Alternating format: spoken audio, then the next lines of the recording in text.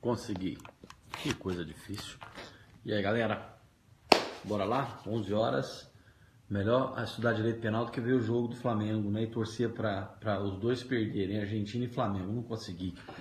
Empatando. Não consegui ver os dois perderem ainda. Torcendo para os dois perderem. Paciência. Bora lá. E aí, galera? Tudo bem? Enquanto a galera vai chegando aí, eu pedi para vocês se manifestarem, né?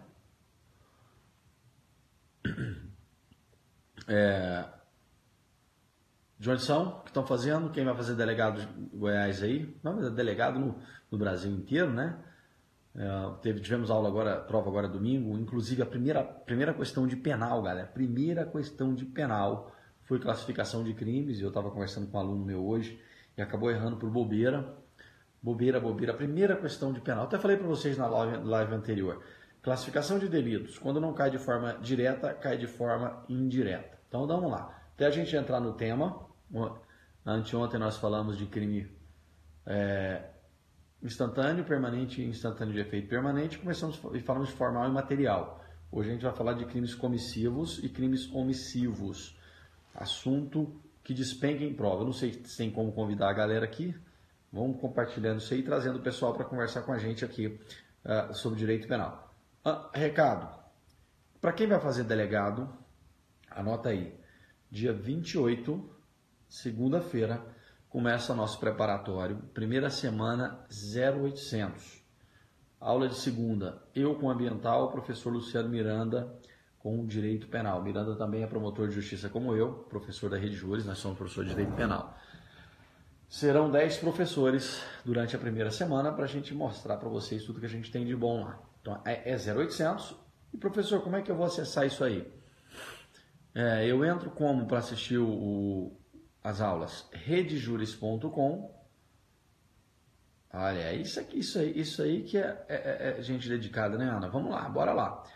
Como é que eu acesso a aula? Eu entro redejuris.com, vai ter um banner enorme lá, assista aqui a aula ao vivo, você clica e vai direto. Todos os dias, a partir das 19 horas, a partir do dia 28, beleza? Nosso preparatório que conta aí com nomes fantásticos, como o professor Rogério Greco, o professor Alexandre Salim, que aliás, né, Ana? Amanhã, a partir das 9 da manhã, nós teremos o dia inteiro de aulas com o professor Alexandre Salim. Eu vou abrir o canal para os senhores assistirem às aulas de amanhã. Para quem conhece, para quem não conhece, melhor dizendo, o professor Alexandre Salim é um dos maiores penalistas do Brasil e amanhã ele vai falar sobre competência, inquérito policial e jurisdição. Amanhã até no sábado. Não percam a aula fantástica com o professor Salim, que sem dúvida quem conhece pode falar. Ele esteve aqui na terça-feira com vocês conversando, batendo um papo sobre direito penal. É meu colega do Rio Grande do Sul, promotor no Rio Grande do Sul, tem uma obra fantástica pela Juspodium. Nada de feriado, né, Ana? Quem está a fim de arrebentar aí para passar tem que estudar no feriado, na Semana Santa, então, pau quebra. E hoje a gente vai falar de um tema bem legal. Ele vai falar pelo redejuris.com. Fica comigo aí até no final. Vamos embora ficar comigo até no final da aula. E eu passo para vocês todos os endereços, inclusive o meu Instagram. Deixa eu até abrir aqui para já deixar anotado. E para quem não sabe, amanhã é feriado em Goiânia, não é?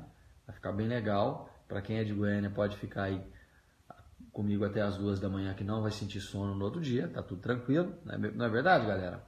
Então vamos lá, deixa eu abrir aqui o material. E hoje parece que a galera tá um pouco com preguiça. Hoje eu estou disputando com o Flamengo. Eu já vou passar para vocês aqui os endereços, tá, gente? Só um minutinho. Hoje eu estou disputando com o Flamengo, é verdade. Depois do jogo a galera vem para cá. Vamos lá.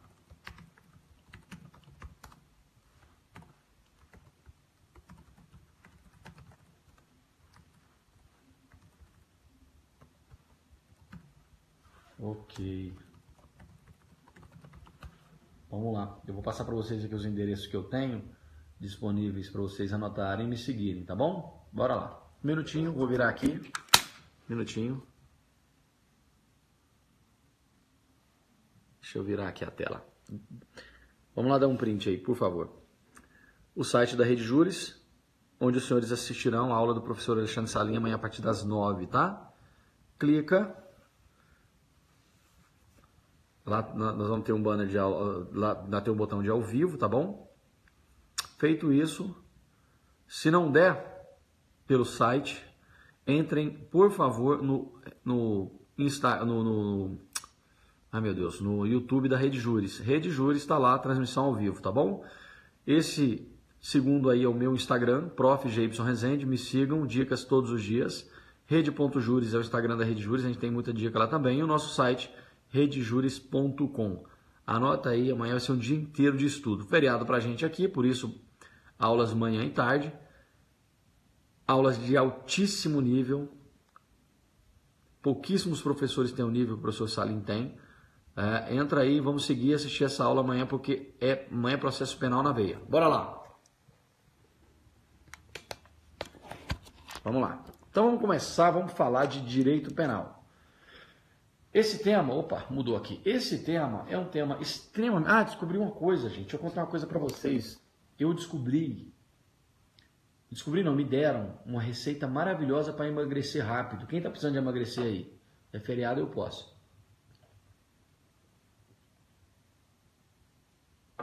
É assim, impressionante. Realmente, hoje eu recebi muitos elogios.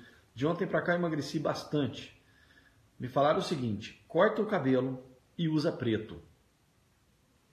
Não é que é? Cara, fiquei impressionado hoje. Nossa, você está tão magro, professor. Gente, eu estou magro. Dura amanhã trocar a roupa, né? É complicado. Extremamente complicado. Mas emagrece. Gostei da parada. Vou fazer igual o Sérgio Moro. Vou usar só preto. Agora descobri por que ele usa só preto. Bora lá falar de direito penal. Se é para ter direito penal, que tenhamos direito penal na veia. Bora falar de um tema que você vê na faculdade, vê em prova, vê sempre, está sempre ali com uma duvidazinha. Vamos esclarecer tudo isso. Classificação de crimes. A gente vai trabalhar aqui hoje, dando continuidade ao nosso encontro de anteontem. Anteontem, exatamente, segunda-feira. Vamos falar sobre crime comissivo, crime omissivo e crime comissivo por omissão. Tá no âmbito direito, tá? É para estar salvo lá. Só se acontecer algum problema, porque ele mantém salvo. Então vamos lá. Crime omissivo. Anderson, deixa eu explicar uma coisa para você, cara. Talvez você não saiba. Você vai chegar nesse nível ainda. Duas classes que são inimigas intelectualmente falando. O povo do trabalho com o povo do penal. Eles se odeiam. Um não gosta do outro. O povo do direito penal odeia o do trabalho e a recíproca é verdadeira. O Tico não bate com o Teco nessas duas disciplinas. Então, se você pedir um cara do penal para falar sobre trabalho, ele vai ficar pensando, isso existe? Quando você perguntar isso para o pessoal do trabalho, é a mesma coisa. Não, é igual água e óleo, não se misturam. Rio Negro e Solimões não se misturam.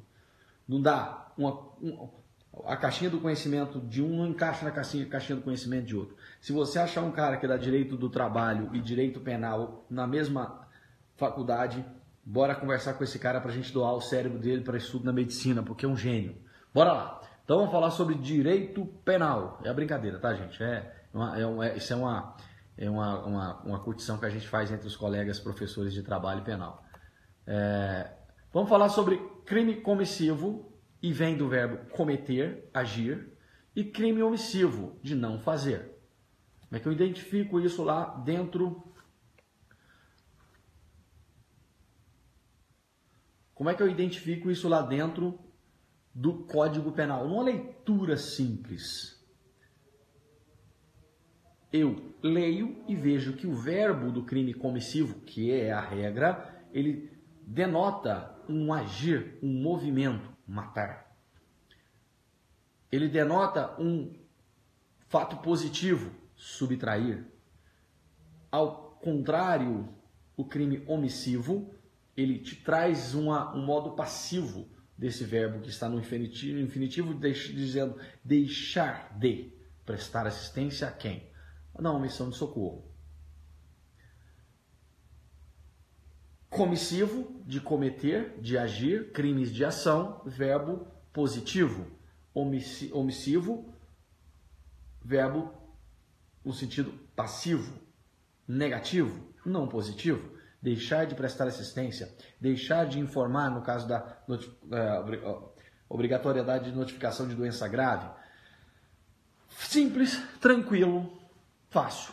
As normas penais que trazem um crime comissivo são chamadas de normas, anotem aí, proibitivas.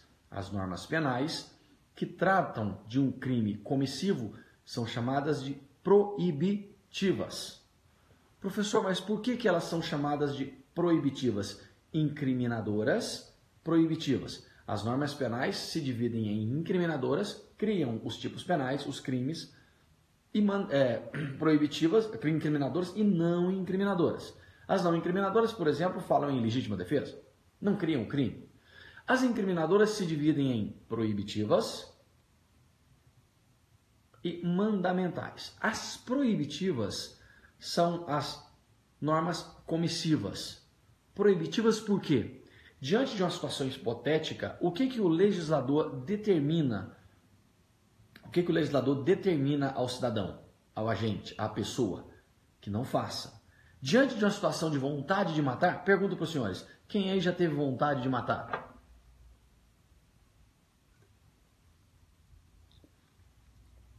Não mintam para mim. Bora lá. Quem aí já teve vontade de matar? O seu irmão fez uma sacanagem, a sua irmã que é um pouquinho mais gordinha, não é? Usou a sua roupa. E você foi usar a sua roupa, ela estava descosturada, um pouquinho mais larga. Você falou, eu vou matar. Nesse momento, o que o legislador te diz? Não mate. A norma penal, na essência, ela é proibitiva em outro termo. O legislador te diz, não mate. Ele te proíbe esse comportamento. Por isso, ela é chamada de proibitiva. E como é que eu violo uma norma proibitiva? Através de uma ação, de um agir. Por isso ela é chamada de norma comissiva. As normas proibitivas são chamadas de comissivas, porque eu violo essa norma que me proíbe um comportamento criminoso através de uma ação, de um agir, de um cometer. Por isso, comissão, de comissivo. Ok? Já as normas mandamentais fazem um sentido inverso, fazem um sentido contrário. Você lê a norma e, diante da situação hipotética, ao invés de proibir, ela determina um comportamento. Ela exige que você tenha um comportamento. Ela exige que você haja. Como é que isso acontece? Diante de uma situação hipotética, quando você vê uma pessoa acidentada na rodovia, o que a norma determina que você faça? Determina que você preste socorro. E você viola essa norma como? Se ela manda você agir? Não agindo. Por isso ela é uma norma omissiva. Por isso ela é um crime omissivo. Então veja, a norma penal incriminadora se divide em proibitiva e mandamental. A proibitiva eu violo através de um agir. A mandamental através de um não agir. A proibitiva através de uma ação, uma comissão, um cometer. A omissiva através de um não agir. Beleza? Deixa esse assunto para um outro momento, Vilela. Senão a gente mistura aqui tudo e confunde a cabeça da galera. O problema está aí. O problema está quando eu crio uma terceira norma. Quando eu crio uma norma comissiva por omissão. Vai sim, Priscila. Eu crio uma norma comissiva por omissão. Fica fácil, né, entender as normas comissivas, onde eu violo através de um agir. As normas omissivas, onde eu violo através de um não agir. Agora me vem o legislador e cria a norma comissiva por omissão. Professor, o que significa isso? Significa que, por uma omissão, o agente viola uma norma proibitiva. Exemplificando, é possível, juridicamente falando, praticar estupro? Isso acontece com muita frequência, como eu disse para vocês, sou promotor de justiça, e os casos que eu encontro no dia a dia são muito frequentes. É possível alguém ser processado por estupro sem sequer estar no local do evento, sem nada fazer, sem sequer olhar para a vítima, estar a quilômetros de distância dela, sem nenhum comportamento ativo, sim ou não?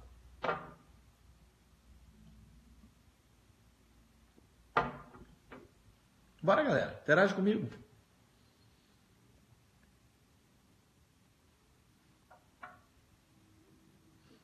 Hoje não é sexta-feira, hoje só é sexta-feira em Goiânia. Conivência, vamos lá, mais ou menos, tá? Já explico para vocês. Pois bem, olha só o que aconteceu, eu estou respondendo na comarca do interior, o que aconteceu em uma audiência há 15 dias atrás. Uma senhora, é isso aí, velho, vamos lá. Uma senhora de mais ou menos uns 60 anos, 55, 60 anos, permitiu que a sua filha com 13 morasse na sua casa, mantendo relações sexuais como marido e mulher, com um indivíduo de 30. Veja, a senhora, com 55 anos de idade, permitiu, aqueceu que a sua filha vivesse na condição de companheira de um sujeito de 30 anos. Pergunto para os senhores, essa garota de 13 anos pode manter relação sexual? Quem mantém relação sexual com essa garota de 13 anos pratica algum crime? Se pratica, qual? Por óbvio que por orientação dos tribunais superiores, mesmo que eu saiba mesmo que eu saiba que a moça é frequente nisso, que o pai autoriza, que ela é experiente na vida sexual, eu não posso manter com ela relação sexual porque a presunção é absoluta. E aí será estupro. E essa mãe, que tinha o dever de agir para impedir que ela mantivesse relação sexual com alguém, quando é conivente, ela pratica algum comportamento positivo no sentido do coito, do contato sexual? Não. Mas ela sendo conivente, sendo omissa, não interferindo no processo em que se chegou à relação sexual, não procurando a autoridade, ela é coautora de estupro de vulnerável por omissão. Ela responde pelo resultado conjunção carnal junto com esse indivíduo. Ela é coautora por omissão, segundo a teoria do domínio do fato, junto com esse indivíduo. Então veja, essa pessoa só responde por homicídio, por estupro, porque ela, anotem essa palavra, ela é garante. Vão anotando aí comigo, ela é garante. A lei diz que ela tem uma obrigação diferente da nossa. Ela tem um dever diferente do nosso. Ela tem, por conta da lei, dever de cuidado, proteção e vigilância em relação à sua filha adolescente. De tal maneira que se desenvolve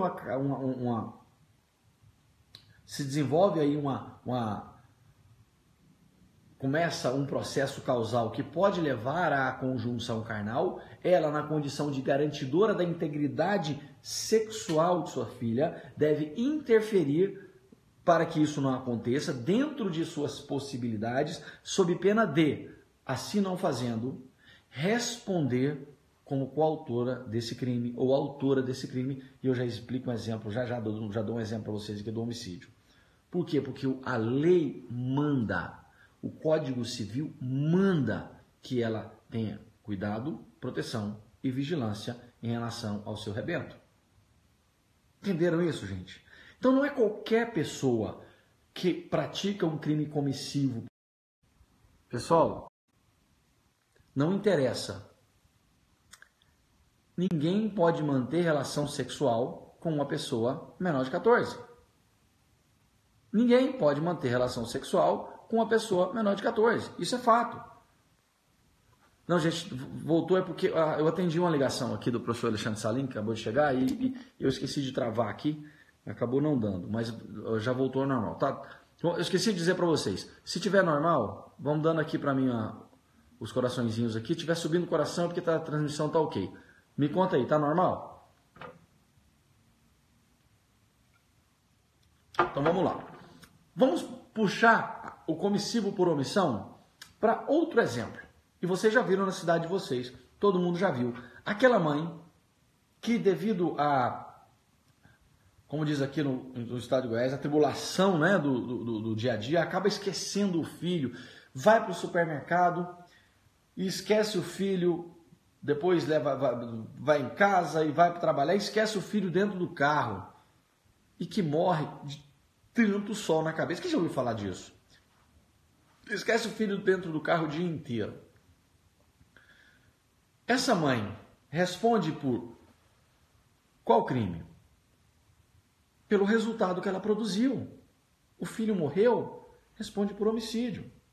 Veja a mãe relapsa, que vendo o filho tomar um veneno de rato, percebendo que esse veneno pode levá-lo à morte, mas prefere esperar, para terminar a unha, tá? Para terminar a unha, porque aquela moça que estava fazendo a unha dela é uma pessoa muito ocupada? Não, dá tempo. Eu vou terminar a minha unha e depois eu levo esse menino para ele tomar um leite lá e resolver. Essa mãe tinha o dever de, quando viu o filho tomando o veneno, interferir na cadeia causal que o levaria à morte para impedir, presta atenção, ou tentar impedir o resultado morte. Então ela garante. Se ela nada faz, sendo negligente, imprudente ou imperita, ela responde por homicídio culposo, caso haja a morte. Se ela nada faz, querendo que o moleque morra, não tô nem aí, quero que morra mesmo não tendo sido ela a administrar o veneno, ela responde por homicídio doloso. Veja que ela nada fez, ela não agiu, ela não praticou nenhuma ação positiva, mas ela se omitiu. Ela nada fez para impedir o resultado. Por isso esse crime é comissivo por omissão. A norma penal homicídio é uma norma penal comissiva, proibitiva, mas excepcionalmente para o garante, violada por omissão. Por isso esse crime é chamado de comissivo por omissão, um crime comissivo que geralmente se pratica agindo, excepcionalmente praticado por omissão. E o interessante, existe nexo causal entre o resultado desse crime e o comportamento do criminoso? Veja, existe nexo causal entre a omissão da mãe e a morte do filho nessa hipótese? Nexo causal, presta atenção que isso cai em prova, natural. Existe um nexo causal entre a omissão da mãe em não salvar o filho e a morte do filho por envenenamento? A resposta, não. Não existe no laudo uma resposta assim. Causa mortes. E nós temos lá no laudo. Omissão da mãe. Não. Causa mortes. Veneno. Quem ministrou o veneno à criança? Foi a mãe? Não, ele bebeu sozinho. Então a causa mortes foi envenenamento. Mas ela não ministrou, ela não agiu. Mas vejam, mesmo que não haja nexo causal entre a morte e o comportamento da mãe, nexo causal natural, verdadeiro, porque a causa-morte sai envenenamento, e não foi ela quem envenenou. Mas o direito penal, anotem isso para não esquecer na prova, o direito penal presume o nexo causal. Presume que o garante, que tinha o dever de impedir o resultado, agiu e contribuiu para a morte. Então veja, anota aí. Anota para não esquecer na sua prova, para não esquecer que vai cair na prova. O nexo causal nos crimes comissivos por omissão é normativo. Professor, o que é normativo? É presumido pela norma, pelo direito. Há uma presunção de que tenha sido a omissão a causar a morte. Deu para sacar isso aí? Deu para entender?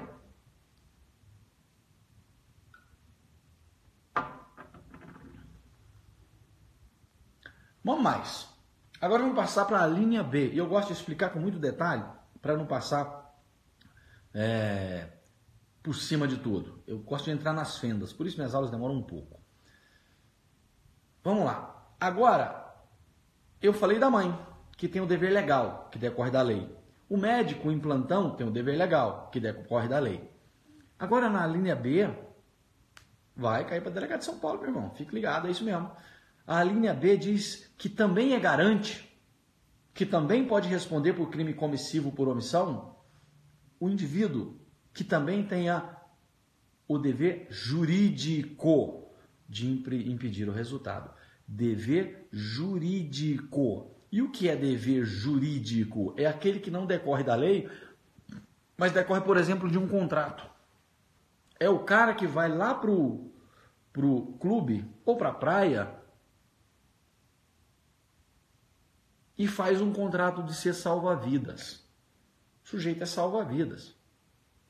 Esse cara, nesse momento, ele fez um contrato para impedir o resultado morte de um banhista que está se afogando. Aí o cara está se afogando lá na piscina. E o salva-vidas não entra na piscina para salvá-lo. Não joga a boia. Por quê? Descobriu que era um vizinho chato que ele não gostava e queria que morresse. E o vizinho morre. Esse salva-vidas responde por qual crime e em qual modalidade? Conta para mim.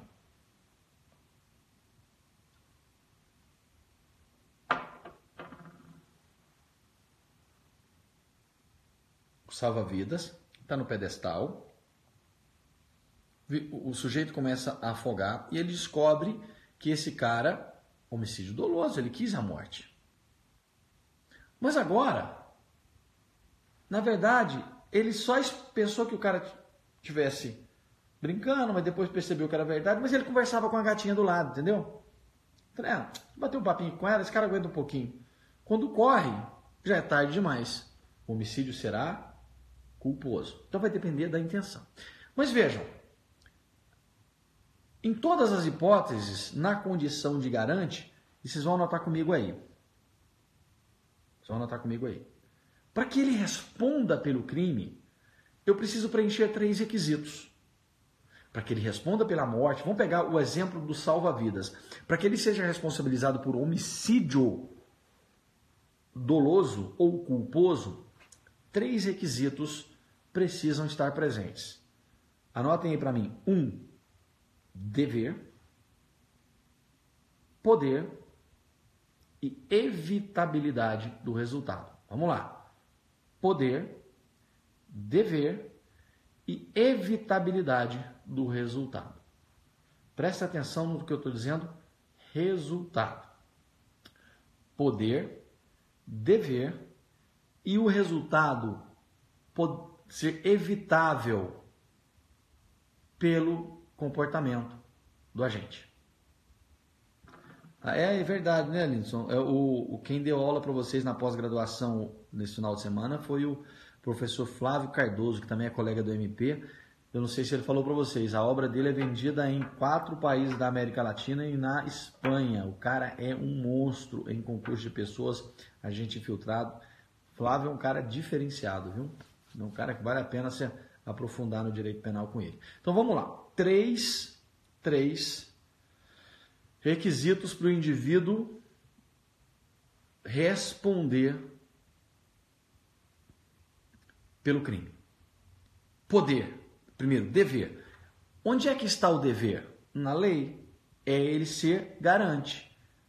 13, parágrafo 2º, alíneas A, B e C.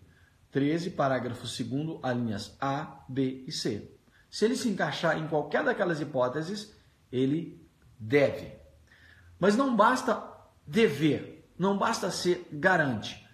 Sendo garante, ele tem que poder agir para impedir o resultado. Vamos pegar o exemplo do salva-vidas. O salva-vidas fez o contrato. Está lá no pedestal, está lá naquela cadeirinha dele lá em cima. Beleza? E começa alguém a se afogar. Ele deve? Deve porque ele fez um contrato, ele é garante. Quando ele vai descer do pedestal, ele quebra a perna. Pergunto para os senhores, ele deve, mas ele pode salvar aquela pessoa sem comprometer a própria vida? a sua própria integridade? Ele deve, mas eu pergunto, ele pode? Não, ele não pode. Então, se eu preciso de 3 requisitos, já faltou o segundo, então ele não pode ser processado por homicídio. Fechou, gente? Mas veja, o cara tá arrebentado lá no centro cirúrgico, o médico que tem que atendê-lo, ele deve, porque ele tem o dever legal de prestar assistência a essa galera. Ok? São cumulativos, tá, Júnior? Exatamente, são cumulativos esses requisitos. Ele deve.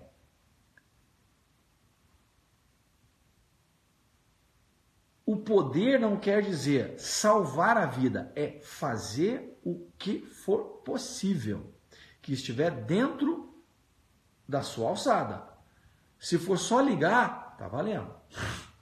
Então vamos lá. Para responder, ele tem que dever, tá na lei 13, artigo 13. Ele tem que poder, sem risco pessoal, e não está na lei, não está escrito, mas é a construção da doutrina e da jurisprudência. O resultado, em que pese alguns autores, inclusive meu amigo Rogério Greco, entender que não,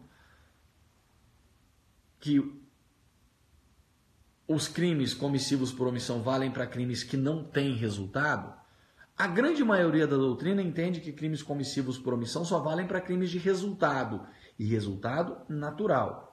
Se é um crime de resultado, morte, por exemplo, para eu responder pelo crime comissivo por omissão, presta atenção, omissivo impróprio, tem que dever, poder e prestem atenção, o resultado tem que ser evitável pela ação do garante. Tem que ser evitável. Imagine, hipoteticamente tem que ficar comprovado assim, ó, se ele tivesse agido, poderia ter salvado a pessoa. Imagine que o médico deva, mas chega um paciente lá, partido ao meio por uma motosserra, ainda respirando. Eu pergunto para vocês, o médico em situação de plantão, ele deve? Deve, ele tem o dever legal. Ele pode estar em perfeito estado, mas o indivíduo chega partido ao meio, respirando e vive pedindo, não quero morrer. Não sei se é possível, mas imaginemos que seja. E o médico olha e fala, não, esse aí nem Jesus, meu filho. Jesus já chamou ele.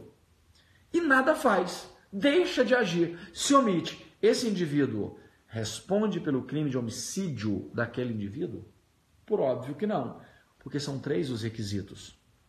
Dever, artigo 13, poder, estar em condição de, e se o resultado for evitável pelo seu comportamento, ele responde. Se não for, fala, não, por mais que ele agisse, morreria, ele não responde. Então veja, são 3 requisitos. Alguém tem dúvida ainda?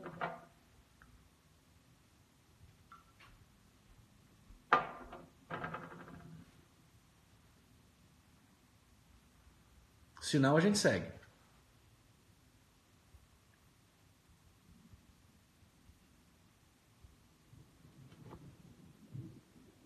Já vou falar da omissão de socorro, doutora. Já. Veja, eu falei para vocês do omissivo impróprio. Agora vamos falar do omissivo próprio. O omissivo impróprio, ele viola uma norma proibitiva, matar.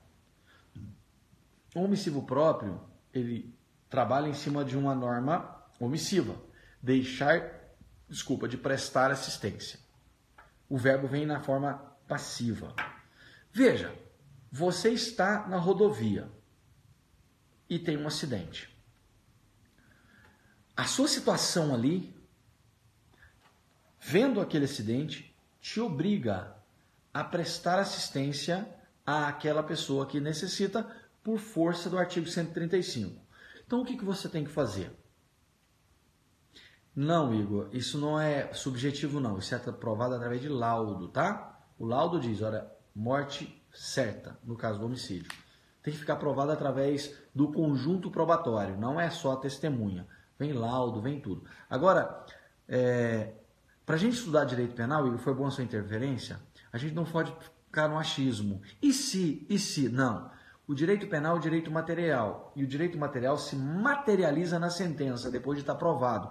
Então, isso quer dizer o quê? Tem que ficar provado por A mais B, por prova mais prova, documento mais documento, que o resultado era evitável. E, em sendo evitável, ele não agiu. Eu não trabalho o direito penal na denúncia ou na queixa, eu trabalho o direito penal na sentença, é o direito materializado e tem que estar muito bem provado. Se a gente começar a raciocinar o direito penal assim, e eu comecei a aprender direito penal depois que eu comecei a pensar assim, a gente começa a entender o direito penal. Não pensa na prova, não. Deixa a prova para o processo penal, tá? Vamos pensar que depois do processo está provado que o resultado seria evitável. E aí está preenchido o requisito, encaixe, feito o encaixe típico, e aí está valendo. Vamos voltar aqui então para a omissão própria. O crime de omissão de socorro é um crime de mera conduta.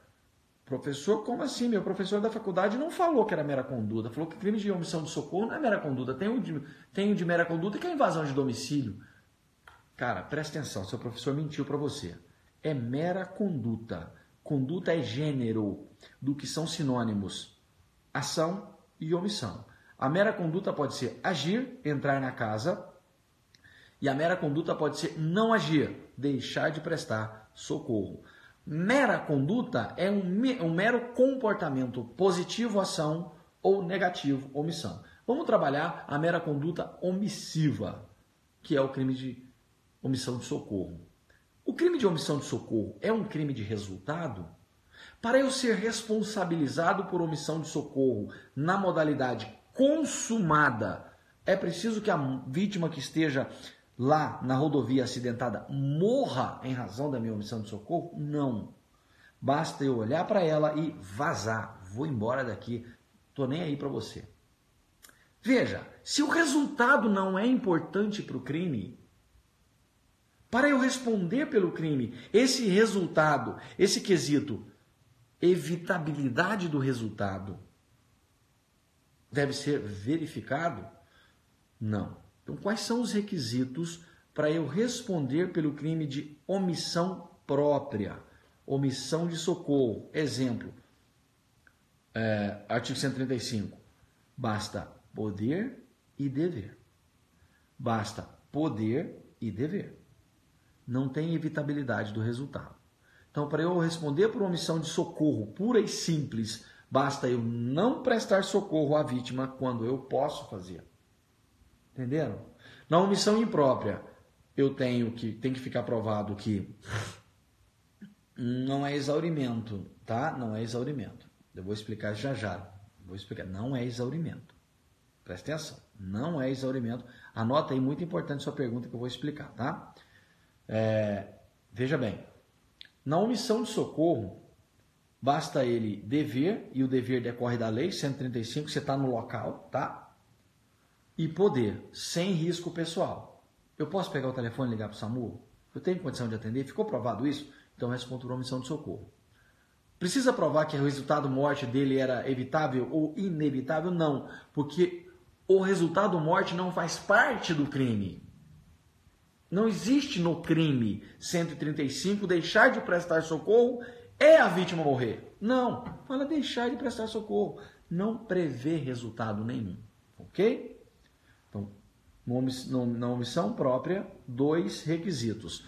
Na omissão imprópria, 3 requisitos.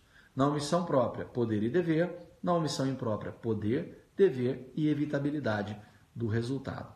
Lindson, vamos lá. Lindson e Geibson é tudo mais parecido assim, né, meu irmão? Você deve sofrer pra caralho, né? Vamos lá. Penal é mais legal. Tem certeza disso, Martim? Bora lá. Por que a morte não é exaurimento do crime de omissão? Socorro. Simples. Vamos resolver isso tecnicamente. Porque a omissão de socorro não é um crime formal. Anota aí comigo. É facinho assim mesmo. Porque a omissão de socorro é um crime de mera conduta. Porque o crime de mera conduta não tem previsão de resultado. E porque o exaurimento, qualquer pessoa, tá? Que tenha condição, tá? Eu não sei se o nome, MLS não deu para ver aqui. Porque o crime de omissão de socorro não tem resultado previsto. E o exaurimento de um crime ocorre quando o resultado nele previsto se realiza. E esse resultado não é requisito para sua consumação. Vou traduzir. O crime de extorsão... Não pegar de extorsão, não. O crime de concussão que a gente está vendo aí todo dia na parada, todo dia na praça. Todo dia está aparecendo concussão aí, corrupção passiva, não é? Quando o agente público, o policial, fica mais fácil, fica mais próximo da gente para explicar, te pega numa blitz e te vê com o pneu careca. Te vê com IPVA vencido, seta quebrada, os cambal e te diz, se você não me der 5 pilas, meu irmão, vou apreender seu veículo. Que crime é esse? Concussão. Quando ele exige uma vantagem que não é devida, que não é de seu cargo, ele quer obter um resultado, não é? Que resultado é esse? Esse resultado está na lei. Exigir em razão do cargo, mesmo antes de assumir, vantagem indevida. A vantagem indevida é o resultado do crime.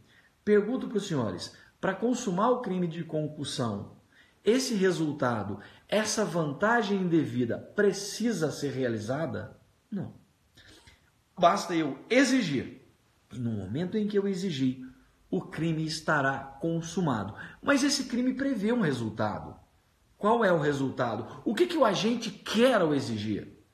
Ele quer din-din, por exemplo. O dinheiro precisa vir? Não. E se vier? Se vier, anota. O crime estará exaurido. Ok? A omissão de socorro tem resultado? Deixar de prestar assistência a quem? E morrer? Tem lá, e morrer? Não. Se tivesse e morrer e vier a óbito, a morte seria exaurimento. Mas não tem resultado, não tem exaurimento. Ok?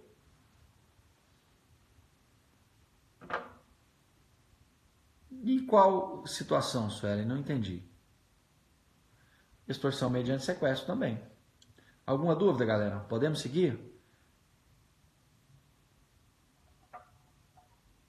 Se tiver pergunta, eu estou aqui para responder.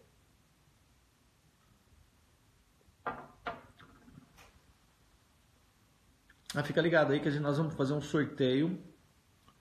Vamos fazer um sorteio de um curso delegado Goiás, tá?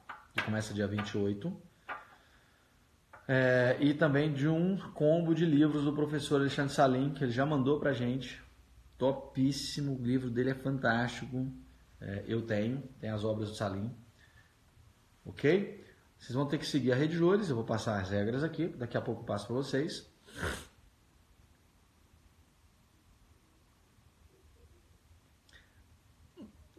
Não seria nesse ponto não, né? Ele não tem o dever de impedir o resultado aí, não seria omissão de socorro, ele não poderia ser processado por omissão de socorro não, tá bom? Isso, todas as terças o Salim faz live. O meu Instagram, quem tem aí, anota, passa para o pessoal, por favor, é Prof. Geibson Rezende. G-E-I, tá vendo, Lindson? G-E-I-B de bola, S-O-N, Geibson Rezende, com Z.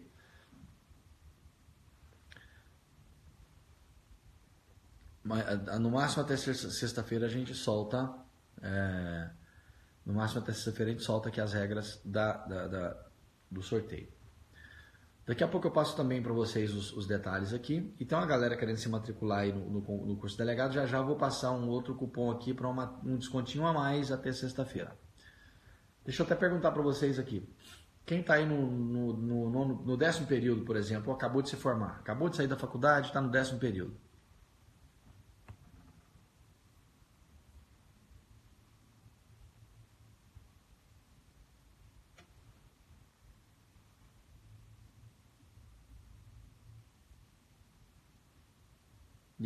Linson.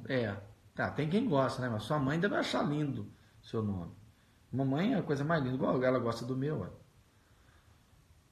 Aliás, foi ela quem pôs, né? Que sacanagem. Faz parte. Bora lá. Depois eu conto para vocês a origem do meu nome. A origem do meu nome é a coisa mais linda do mundo. Vamos lá. Quem está no 10º período, quem acabou de formar, deixa eu dar uma dica. Vale a pena fazer concurso, tá? Eu não sei se vocês conhecem a minha história, eu sou promotor há 26 anos. Completa agora dia 2 de agosto. Faz tempo que eu estou nessa parada, faz tempo. E eu entrei em um dos concursos mais difíceis do país, que é o Ministério Público de Goiás. Quem é concurseiro sabe o que eu estou falando. E eu tomei posse, gente, com 6 meses depois de formado. Eu me formei, exatamente, com 6 meses depois de formado, tomei posse do Ministério Público. Só que no 4º e no 5º ano, lá na Federal, aqui em Goiás, né, na época era anual, não era semestral. Depois do 4º ano, meu irmão, eu estudei pra morrer, porque, pô, pobre e feio tem que estudar, meu, não tem outra saída. Pobre e feio, estudar. Se você é pobre e feio e se encaixa no meu perfil, fia a cara no livro, meu irmão. Você não vai ficar bem na fita se não estudar, não, tá? E o direito te possibilita isso. Já viram o tanto de concurso que tem todos os anos? Já viram? É uma coisa impressionante. Se você quiser, você vai. Se você quiser ser promotor, juiz, procurador, o que quiser, você vai ser. Agora tem que dedicar, cara. Tem que ficar até 2 da manhã estudando, tem que tirar um tempo para você, tem que tirar um tempo para você acompanhar a galera. Pobre e feio, meu irmão, então você estuda, faz igual eu, estuda. Você precisa se programar. Se você não se programar, você vai ser nada, não. Agora, se você for um cara que bota na cabeça que vai ser, será. E o direito te proporciona isso. Então, se você está agora no 10º período, terminou a faculdade, saiu concurso para delegado em Goiás, você vai falar, pô, bicho, não vou fazer não, porque a inscrição vai ser R$200, eu vou economizar essa grana, porque essa grana eu posso comprar uma calça nova e eu posso tomar uma cerveja a mais. E eu acabei de formar, pô. Pô, acabei de formar, não tem chance, não tem. Se eu tivesse pensado assim, eu não teria... Já vou falar sobre isso, tá? Eu trabalho e estudo, eu vou contar já para vocês minha história, vocês vão ver.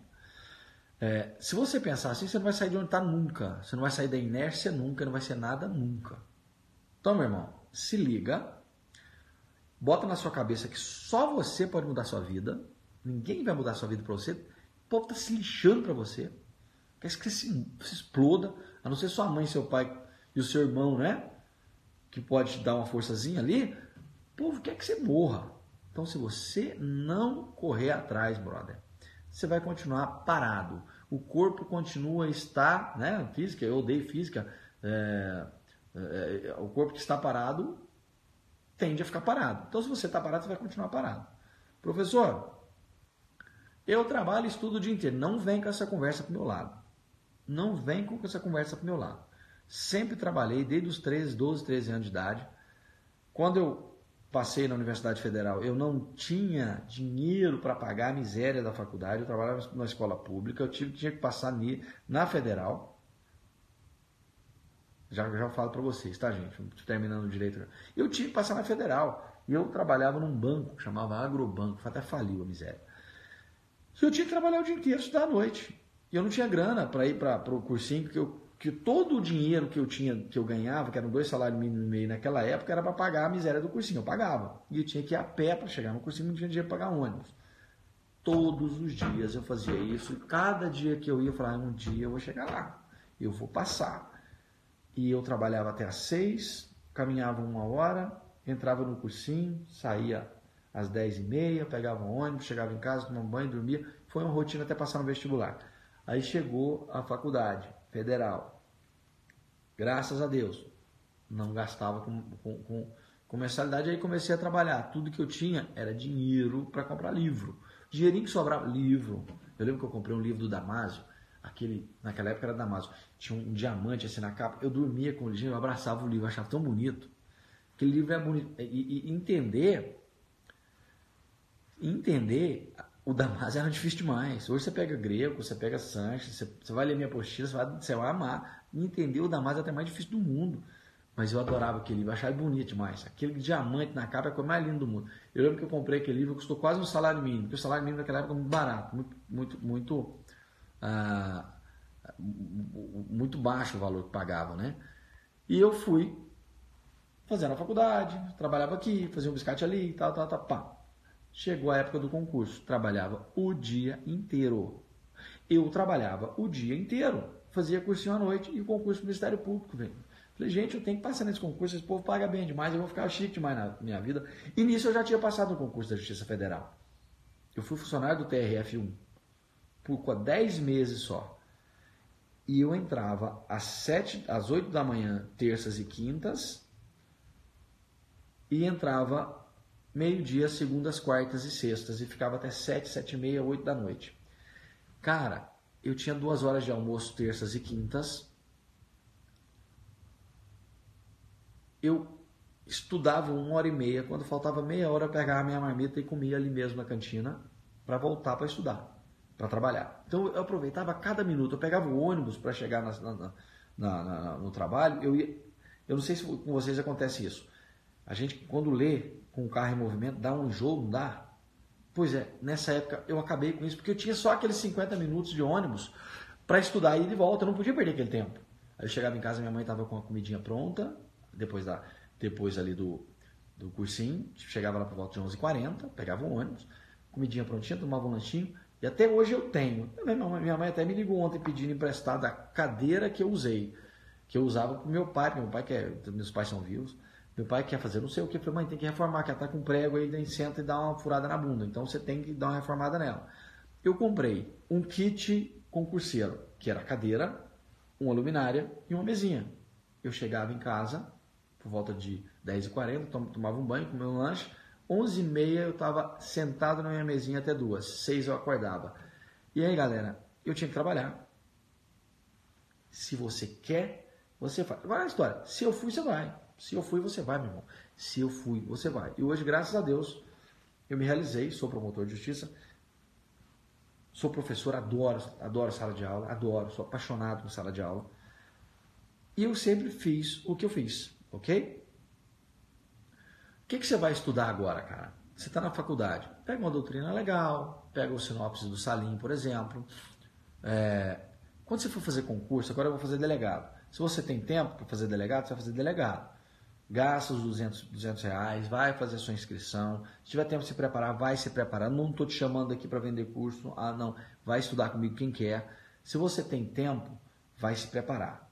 Vai para o primeiro embate, vai para a primeira briga. Se você já está no 10º, se formou, agora é hora de você estudar resumos. Agora é hora de você pegar sinopse. Nada de doutrina muito espaçada. Coisa muito profunda.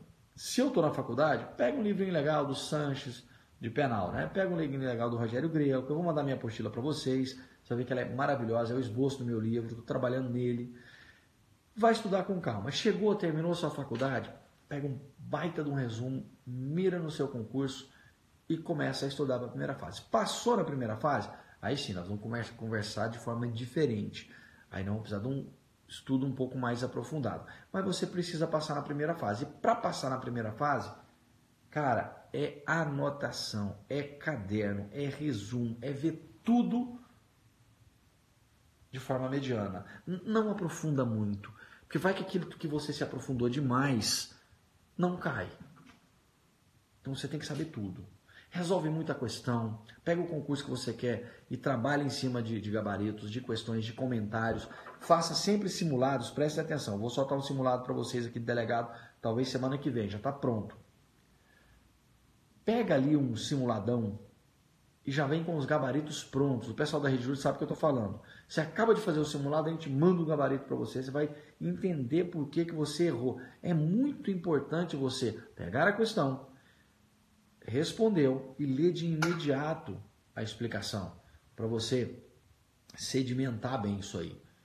E aí, cara, não tenha pressa. Vá no seu tempo, porque se você ficar estressado para passar no concurso, você vai tomar bomba.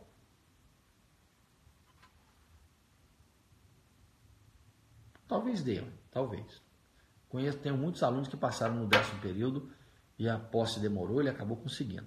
Então, passar em concurso público depende de você. Isso, nós temos desafios diários. Todo dia tem questões relativas à aula. Tá? Consegue, cara. Você, Martim, você tem que organizar o seu dia. Eu trabalho de tal a tal hora, eu lancho nessa hora, eu vou para o boteco tal hora, eu estudo tal hora. Mas veja bem, tem gente, alguns alunos eu fico observando. Nossa, professor, eu estudo 12 horas por dia. Mentira! Mentira! Você pode ficar na frente do livro 12 horas por dia. Você precisa estudar de 6 a 8 horas líquidas. Contando o cursinho e o livro, líquida. Estudar mesmo. Eu fico comparando alguns alunos que falam que estudam 12 horas por dia com aquele cara que vai para academia. Quem malha aí? Tem muito tempo que eu não malho. Já já eu passo para vocês o endereço, tá? Quem ficar na live até no final comigo, eu passo o endereço. Quem malha aí, eu parei de malhar até muito tempo, tô vendo que eu tô gordo, é aquele cara que vai pra academia e fica 3 horas malhando, né? Dá pra prestar sim. Você pode prestar. Próximo período dá pra prestar legal. Aí o cara fica 3 horas na academia. Aí fala, pô, malha todo dia 3 horas. Malha nada, você malha a língua. Malha a língua, fica conversando o tempo inteiro, vai lá, puxa o ferrinho. É assim, é o estudo. O sujeito fica ali na internet, no zap, full time, depois dá uma olhadinha. Mas ele fica 12 horas lá na sala de estudos. Aí vai lá no pátio, conversa. Não, cara, se programa. Eu tenho 2 horas para estudar. Mas você estude. Estude. Você tem que estudar. É 2 horas ali, ó, focado, para você conseguir assimilar conteúdo. Beleza? Falar nisso, gente, a gente volta daqui um pouquinho, porque está acabando aqui meu tempo. Eu vou acessar de novo para a gente recomeçar a nossa live. Só um minutinho.